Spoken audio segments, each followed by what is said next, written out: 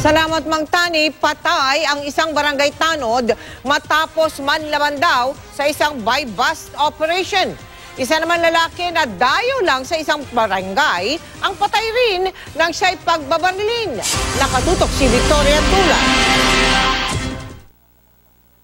Narinig pa raw ng mga residente na sumisigaw ang lalaking ito bago pagbabarilin ng hindi pa nakikilalang suspect sa barangay 120, Caloocan kagabi. Humihingi raw ng tulong to palabas.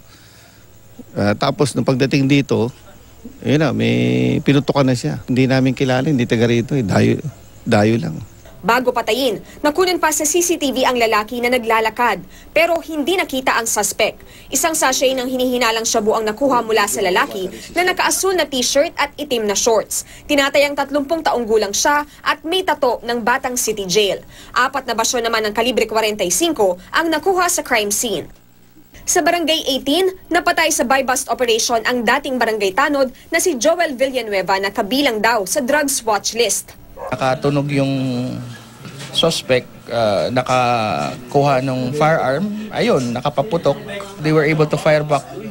So nagkaroon ng gunshot wounds yung victim na matay. 7 sachet ng hinihinalang shabu at isang kalibre 45 baril ang nakuha sa bahay ni Villanueva. Tinanggal daw sa pagiging tanod si Villanueva dahil sa pagkakalulong sa iligal na droga. Sumuko na rin po siya. Tatokhang na rin po. Kaso talagang ayaw magbago wala tayong magagawa Bago naging tanod, nakulong din daw si Villanueva dahil sa kasong murder pero nabigyan ng parol. Victoria Tulad, Nakatutok, 24 Oras.